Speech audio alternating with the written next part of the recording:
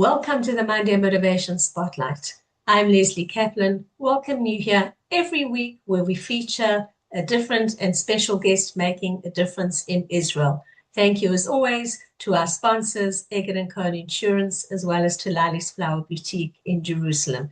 Today our special guest, who is well known to many of you, is Lilach Bullock with a beautiful UK accent. Born in Israel and raised in the UK, Lilach returned to Israel in 2018. She's had an amazing career over the years as an entrepreneur in marketing, in tech, and she's well known for her podcast and many other things for global brands, and she's spoken internationally at many different business and tech events. Alongside her professional journey, Lilach did the amazing thing where she transformed, should I say, her life and her experiences by losing 54 kilos, which is incredible. And she'll share a little bit with us about that in the podcast, as well as her experiences in the UK and moving over to Israel. So Lilach, welcome to our show. I'm delighted to have you on our podcast, the Monday Motivation Spotlight. We've known each other for quite a while online. I had the pleasure of meeting you last week at our conference, the Jerusalem Business Conference, in person. And it's fabulous to be able to have you now and to share with the world exactly what you've done, who Lilach is, what you stand for. So share with us a little bit, firstly, before we get into the tech and the marketing and the strategy side, a little bit about who Lilach Bullock is. I see that you, and we mentioned earlier, that you were born in Israel, you were raised in the UK, and then you moved back to Israel in 2018. Hi, Lesley. So first of all, thank you so much for having me on your show today. I'm absolutely thrilled, and I absolutely adored your event last week. It was incredible. The energy was amazing. And I think I said earlier that it was the best event I've been to in Israel so far. So well done for that.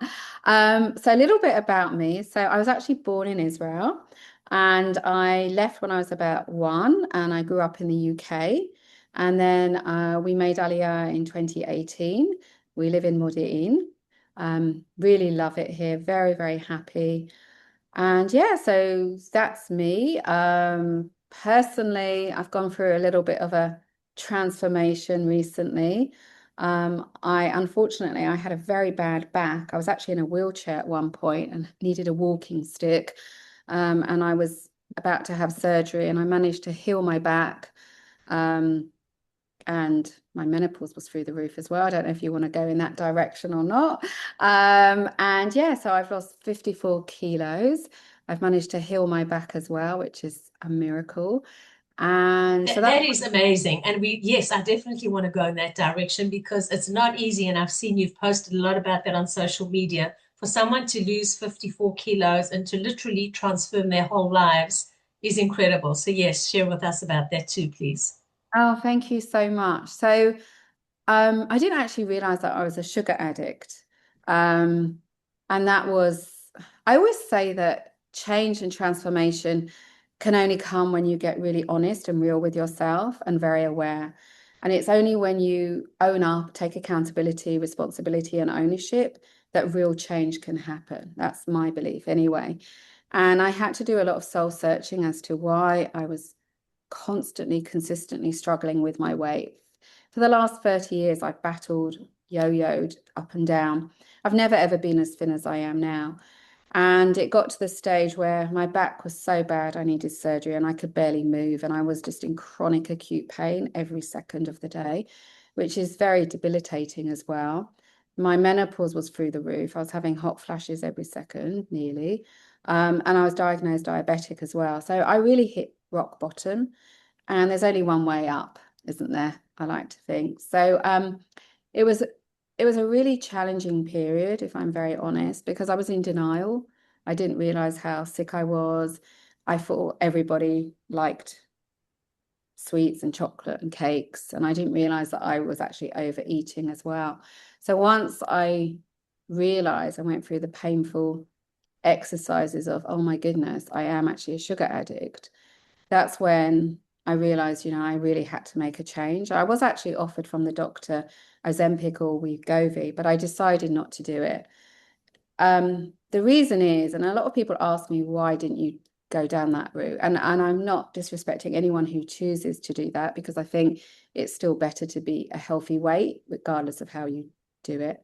But for me, it felt like a band-aid, and I didn't want that. And also, I really wanted to get to the root of why I was like this, and why I always struggled. And for me, I was very nervous that if I went on it, because I knew of other people who had been on it and then they regained the weight and things like that. And I just didn't want that any more yo-yoing. So for me, it was giving up refined sugar and rewiring my mind so that I could make healthy and better choices, which I did. And I managed to heal my back as well, and my menopause, which was amazing. It's taken a long time, and in the beginning my back was so bad I could barely exercise, so I really had to focus on the food aspect, which was very hard for me, because in the past, whenever I would lose weight, I would do a lot of exercise to try and lose the weight, because I was still eating all the things I shouldn't be eating.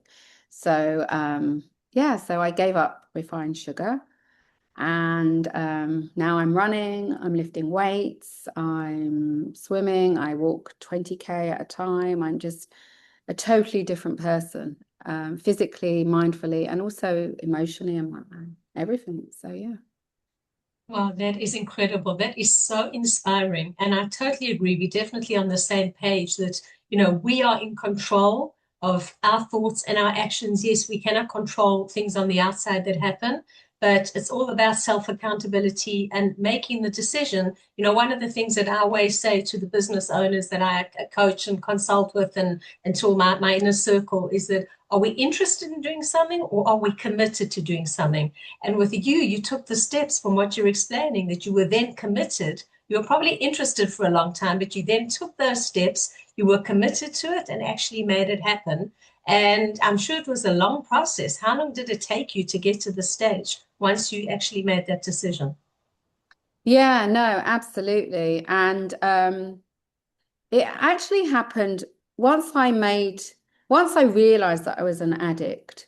Um, that really changed my perspective, because I didn't actually realize. And for me, that went against my values and my identity.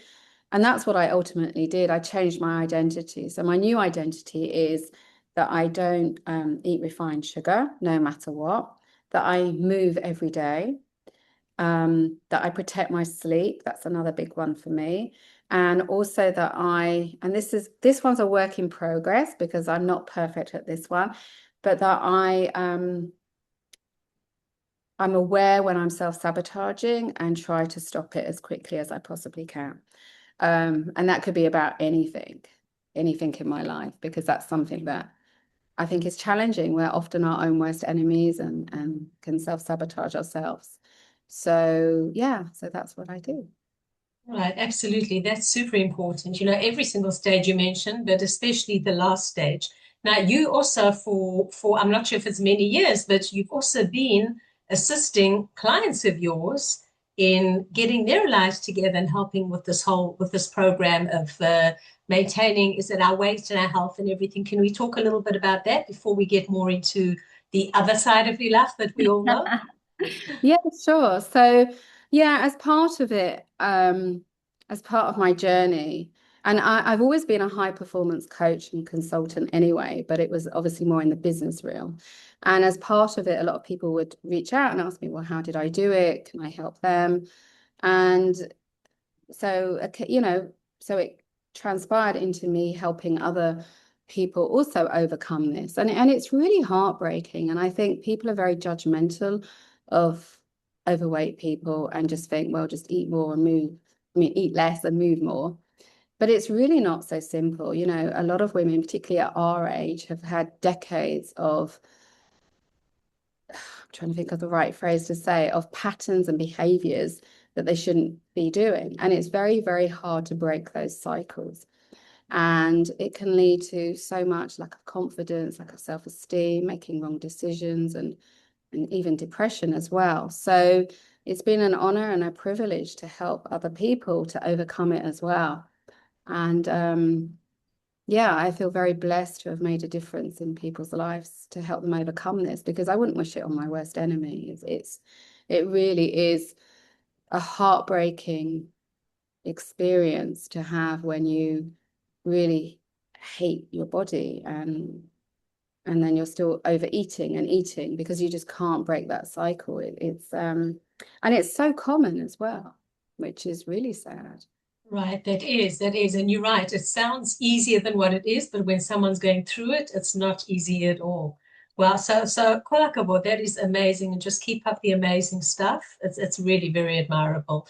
So let's take this in a slightly different direction now. Let's talk about the Lilach growing up and being in the I was going to say the States, being in the UK. And you had a very, let's call it, I don't want to call it different, but we discussed it earlier before we started the recording. And your life in the UK was very different to your life in Israel. So let's talk a little bit about the Lilach, the businesswoman involved in tech and strategy and marketing. And despite the huge success that you had there, what made you still decide to make aliyah? Did you think you could continue, with at the same pace? Did you continue at the same pace? And I'm talking about even before October 7th, and we'll get to that afterwards. Okay, wow, where to start? So, shall I tell you where I started my career and how it all happened? Okay, I'll do that. So, when I had my daughter, who's now 21, I decided they wouldn't let me go back part-time at the time. And so I decided to become a virtual PA. And I was one of the first virtual PAs in the world. So 21 years ago, 22 years ago, it was quite rare to be a virtual PA. And this was before social media, this was before everything. So I set up to be a virtual PA so I could work from home. So I've been working from home for like 21 years. And because I was one of the first, and this is why I'm a great believer that a huge factor to a successful business is timing. And I had timing on my side back then. So I became one of the first virtual PAs, and the business grew so quickly because I really didn't have much competition. I was very lucky in that sense. And also I was networking, and this was back in the day when, you'd go to local networking groups and things like that. And I grew the business phenomenally quick. I had the opposite problem in that I remember phoning up agencies. Do you remember the days in agencies? And I remember one day I would have to phone up agencies and get women to come to my house. And this was before people worked virtually. So at one point I had 5 women in my house. I would always try and work with other mums as well to help them so that they could work part-time and things like that. I always wanted to give back. And the business grew so quickly. Within 2 years, I actually sold it. And I even went to Downing Street for Best Mompreneur of the Year, which was amazing. I had tea with the Prime Minister's wife, and that was very, very special. And on the Yeah, back, actually, tell us a little bit about that. That sounds interesting. Not everyone has tea with the Prime Minister's I wife. know, it was very cool. Yeah, this was back in the days when it was brown. Was it? Can't think. Oh my goodness, there's been so many changes. I don't want to get too political, but yeah. So it was a very, very special experience, and I bought. My husband came as well, and my parents met after, and they bought Emily, and she was only little then. She was like 2 years old or something, very young. And so I have a photo of the 3 of us outside Downing Street. And I remember there was other famous people there as well. So I was talking with them. I mean, I wasn't famous at that point, but or any time, but there was lots of famous people there as well. So it was really nice. I remember going to the toilets and like having a look at the toilets and seeing and like just walking around inside the building. It feels like such a long time ago, and I rarely talk about it now. So it's really funny to even bring it up. And on the back of that, it really helped propel my career. And I realized, and a lot of other women were starting to reach out to me asking, well, how do I become a virtual PA? Because back then it was so rare and so unique. So I pivoted and was starting to train other women to become virtual PAs as well. And then I decided to sell that business. And at this point, social media was starting to happen to come into play. And I really jumped on that bandwagon. I was an early adopter there. And I think that's what really helped my career. So I jumped onto the bandwagon of social media and created a digital marketing agency. So again, I was one of the first digital marketing agencies back in the day. And fast forward now to 2013, I was featured in Forbes as the 14th most social media power influencer. And wow, that's incredible. yes, but this was 2013 when Forbes actually meant something. Today, it doesn't mean as much as it did back then. And it just transformed my career overnight. Suddenly, everybody wanted me.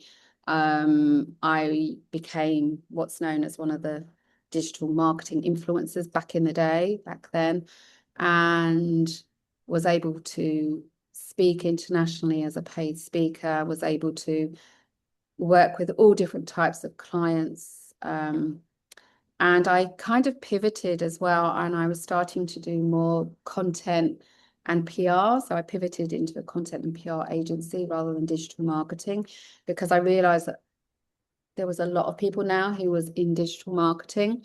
And because of my influencer status at the time, I was able to get companies like Monday, Elementor, and all sorts of tech companies into publications. So that's what I was doing. Oh, I've missed a bit of my story, actually. Should I tell you the bad part of my story? Do you want to hear that as well? Share whatever you like. Okay. You're an open book here. Okay, amazing. So that's all the good. There was some very bad, and I'm trying to think what year it was. Actually, that was it. When I sold my first business, I've remembered now, sorry, my virtual PA business, I realized social media was just starting, and I realized that there was a gap in the market, and created one of the first social media scheduling marketing tools. So think Hootsuite. I actually came up with that before they did. Wow, wow, that's And incredible. yes, and I raised a lot of money. I had a big launch party in Chelsea. I had a lot of famous people come. I had people who paid for it. And anyway, to cut a long story short, the developers let me down, and I had to raise 3 rounds of investment for it. And in the end, at that point, I was starting to become more influential and also into the whole tech space. And I decided, you know what, I just wasn't going to continue with it. I had never raised money before. I wasn't a very techie person at that point, and it's not like today with AI. You know, you had to be really, really tech, and I didn't know how to manage a development team. So unfortunately, it didn't happen. Although I did work with Hootsuite, and they actually became a client of mine in the end, which was quite interesting. So yeah, so then what happened was my business was, I was very successful before I made aliyah, and I was doing a lot of influencer marketing. I had my agency. I was also a paid speaker, and I was speaking everywhere from Russia to Poland to America, Spain, America, you name it. I've spoken there. And I was also I created courses on website conversion and digital selling for a company called Simply Learn. I don't know if you're familiar with them. So things were ticking along very, very nicely. And then we decided to make aliyah. We made aliyah because I realized, you know, anti-Semitism was on the rise. I could see it back then. I've always experienced And this was before October 7th, as you yes, say. yes, I've actually always experienced anti-Semitism my whole life. Because of my name, Lilach, no one could pronounce it. So it would always say, oh, well, where's that from? And then it would always just come up.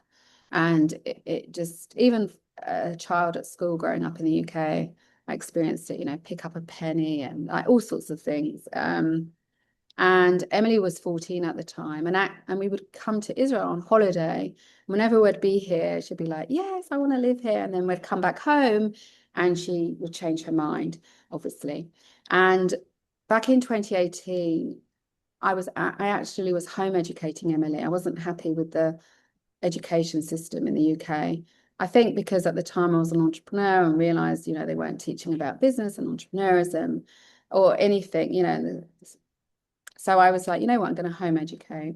So I So home just on that note, I want to just interrupt you there. How did you have time to home educate and being such a busy entrepreneur? So here's the thing. I was very, very fortunate. When you're an influencer, you make a lot of money for not a lot of work. That's the truth. And I had a team. I had a big team of staff, and I was the visionary. I was the face of the company. I brought in all the clients, and I did the strategic, and I liaised with all the clients, and I was the relationship person, and I got everyone else to do the work, as it were. So that's how. And also, I only have one child. We're very close, but she's done a TED talk at 12 years old, and I'm a high performer, and I suppose that kind of influenced her as well. Um, yeah, no, I know it's crazy, isn't it, looking back now? But Well, that's incredible. So you are a really positive role model for your daughter. well, I'd like to think so. I try anyway, but it's easier when you have one. Most of my friends have 4 or 5 kids, and unfortunately, I had a lot of fertility problems, and I think that's why I also threw myself into my career and my daughter Emily, because I couldn't have more children, and that was very heartbreaking at the time, um, because I always wanted to have more children and sadly couldn't. So you kind of have to throw yourself into something, and I threw myself into Emily and into my career. But I don't think I would have been able to have done that with 4 or 5 children at all. So pros and cons, I suppose. Right. Yeah, absolutely. Pros and cons and having to make choices. So let's continue with, so you decided to make aliyah despite the fact that you were having huge success in the UK. Were you able to maintain that in the very beginning, the transformation? Did you have a soft landing, a hard landing once you got here? So so I was up until COVID. So when we made Aliyah, Emily had to go to a school because I couldn't continue to home educate. And also I wanted her to be in an Israeli school system, although she actually didn't go to an Israeli school. She went to, it's called YTA, which is a private school in Jerusalem. So she went there. So Yes, yes, yes. I actually know YTA very well. In fact, I'll just mention for one little second here as a side note is that one of the social impact projects, or the social impact project that we launched at the Jerusalem Business Conference, is Impact IL, and YTA is one of our projects. And I ah, actually know them very well. I've spoken to the girls before a while back, so great place. okay, amazing. So yeah, so Emily went to that school, which was a really nice soft landing for her, I think. We looked at lots of different schools when we were here on our pilot trip. So yeah, so when I first made Aliyah, I was still able to keep my business, I was still speaking and traveling, and I still had my agency, and I still had my staff, and I thought, okay, this is just going to work really seamlessly. Um, and then COVID hit, and it just massively changed everything for me, and not in a good way, unfortunately. Um, I could no longer get anyone featured in publications. So the PR agency took a big hit because so many of the publications, their staff either went on furlough or they were only dealing with COVID public news and things like that. So that took a big hit. And at the time, I was still paying my staff. And I couldn't get any help from the UK government or Israeli government. So I was trying to do the right thing, but unfortunately, it ended up hitting me hard. So eventually, I had to pivot, and I was doing coaching and consulting. And I had always done coaching and consulting on the side. I'd always had coaching and consulting gigs, but I never really actively promoted it. I would just get it from people seeing me here and there, or speaking, or just online. So I pivoted into that, but so did the whole world. So I was suddenly competing against all these different people. Um, and yes, and then after that, my back, unfortunately, I had problems. So it was very hard for me to do as much work. And since COVID, I think I've pivoted countless times, coaching, consulting, bits and bobs. I've Look, also, that is a sign of an entrepreneur, is that we learn to pivot when things are not going fully in the for two reasons. Either things are not going fully in the direction that we wanted to, or we have a new idea or a new creation or something that we want to do so it's either for positive or negative reasons that we choose to pivot. yeah, no, totally. Throughout all this time as well, I've been very fortunate in that I have my website, and for the last 10 years, I've made a passive income from it up until now. And now I'm selling my website. But I had that as well, which was an amazing fallback to have. And it basically saved me during COVID.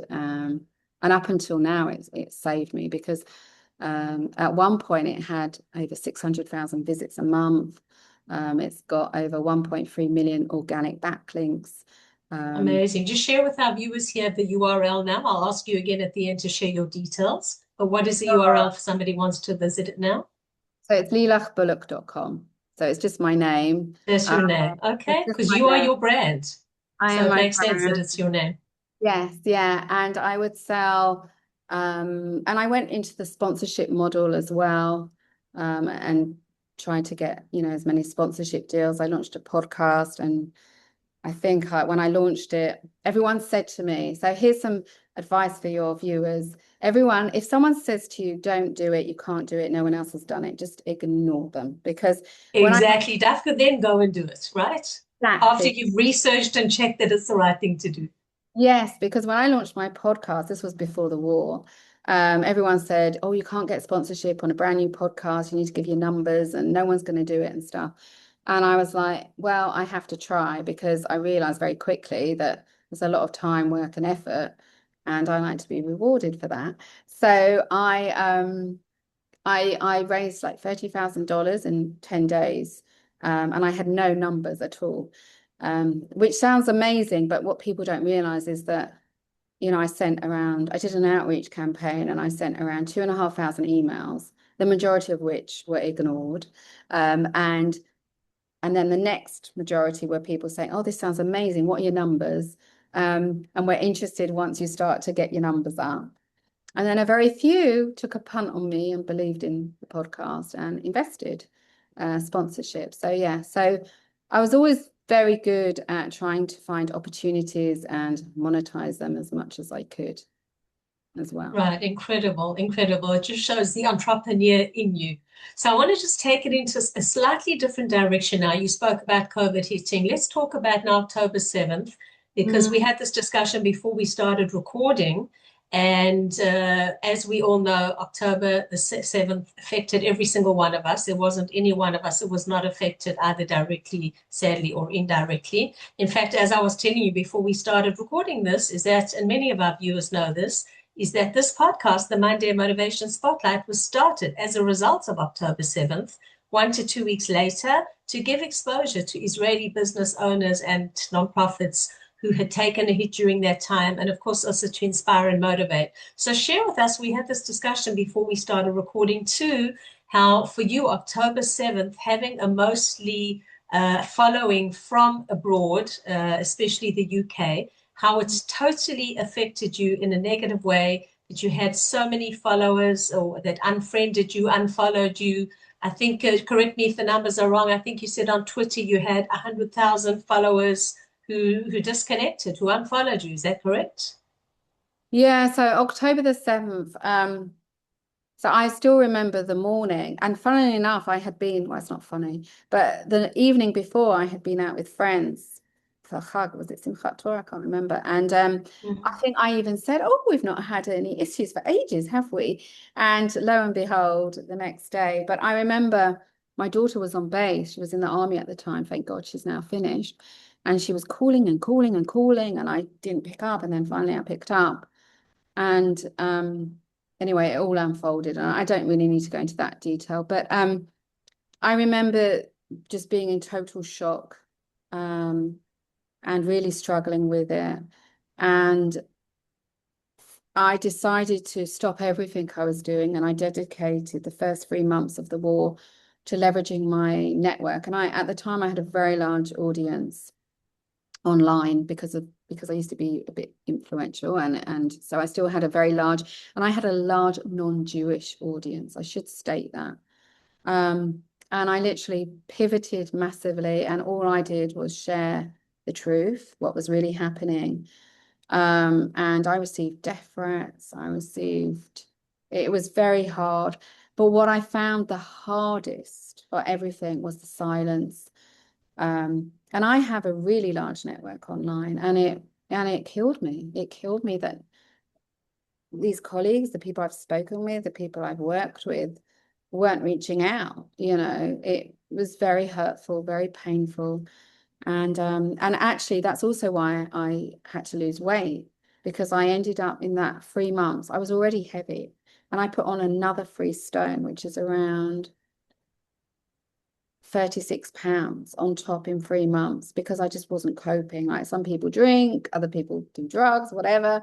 I went to my drug of choice, which was sugar, because I just couldn't believe it. I found that really, really hard. And yeah, very, very upsetting for me. So, and also the death threats were not very pleasant either. And the hate, I had so much hate, because my audience, as I said, was predominantly non-Jewish. And I was invited actually as one of the influencers to New York. And I met with all the American influencers who were promoting Israel and helping as well. So that was the Voice of Truth. So I was there, not last year, the year before. So that was an amazing opportunity to go there and help and support and fight as well. But it was a tough period for everybody, but I found it particularly upsetting, and it was shock. I was in shock in the beginning. Ironically, now people are more supportive because they realize it's happening to their country. But I know we can't get political on the conversation, but Europe is next, as it were. So, yeah. Right, right. Listen, that's how what we often say is that you discover who your true friends are. Yeah. And there's one thing being having followers in business and everything, but when it comes to the crunch, you discover who your true friends are. So moving forward, because we could go on and keep talking for ages, and this podcast does have a specific time span. So share with us the Lilach of today, your vision, what are you looking for, how people can connect with you. Okay, amazing. Thank you. Yes, we could talk for hours, couldn't we? And it's gone so quick. So right now I'm pivoting again, and this time I'm going back into the workforce. I miss the team. I miss collaborating, and I'm at the next part in my chapter where, I want to leverage my skills, my talent, my expertise, and bring it to companies that see that value and where I can make a big difference and help them grow and scale. And I'm really, really excited about this. It's a little bit different, it's a little bit scary, but it's also really, really exciting. And I'm really looking forward to seeing how this evolves and what's next. So yeah, that's where I am now. That's where you are. Listen, if it's scary, it means it's good. As we all know as entrepreneurs, is that when we feel that little bit of an itch, that we're a bit nervous about something, that's when it's good, that it means that we're pushing beyond our comfort zone. And that's where, as we know, growth and real change can take place. So what is your ideal position for anyone listening out there in the internet land, that you would like, or the ideal type of client who you'd like to work with? Oh gosh, that's such a good question. I think when you've been an entrepreneur and worn many hats, I love building relationships. I'm obsessed with business. I'm able to look at a business and spot problems very quickly and solve them. But that doesn't really answer your question. Anything in growth, marketing, sales, anything that makes a difference and can help, whether that's a head of department, marketing, or account management, or even in customer success. I'm very open and flexible. I just want to be able to leverage my skill set and make a difference, really. So yeah. That sounds amazing. So besides through lilachbullock.com, how can people reach you? Or is that the best way to reach you? Well, I'm selling the website, so let's see how that goes. Again, I've never sold a website before. So this is a whole new thing that I'm trying and experimenting with as well. So I'm on LinkedIn, I'm on Twitter, I'm on pretty much most of the social media networking sites. So either Right, you're on Facebook, you're everywhere. I'm everywhere. In fact, there's only one Lilach Bullock in the world, and you can just Google me and I come up. So there we go. Right, amazing. You know, we always say that there's only one of us, right? Like our USP, but honestly, the name Lilach Bullock is a very, very unique name, no matter how much you may have disliked it and, of course, anti-Semitism in your younger days. But on the other hand, it really helps you keep your branding because there really, truly is one of you, only one of you. Lilach, any final words, parting words that you'd like to add? Oh gosh. I think just be yourself. Don't be afraid to ask for help. Like I never, I'm in this position where I need to go back into the workforce and that's okay. And you can pivot as many times. The only person who's judging is you, yourself. And I think just be authentically you. And I know a lot of people are struggling right now, and I just like to say that, life's like a river. It flows both ways. And good times, bad times, nothing lasts forever. So just cherish and be grateful for what you do have. And yeah, I'm rambling a little bit here, but I think, just be authentically you. Yeah. That's incredible. I love that comparison to a river. That's so true. Wow, Lilach, thank you so much for being my guest on the Monday Motivation Spotlight. I'm Lesley Kaplan. If you've been listening to it, please view our channel with other amazing viewers. Yes, there's only one Lilach Bullock, but we've also had other amazing speakers who are making a difference in this world. Thank you to our sponsors, Eggert & Cohen Insurance and Lali's Flower Boutique in Jerusalem. And we will see you. I always say next week on the Monday Motivation Spotlight. And yes, we will see you next week on the Monday Motivation Spotlight. Every Monday, a new episode drops. Please subscribe, follow to our channels. Thank you again, Lilach. It was a pleasure hosting you. And I look forward to seeing what your new future brings and your new discoveries and anything new that you get into when you pivot. See you next week. Bye-bye.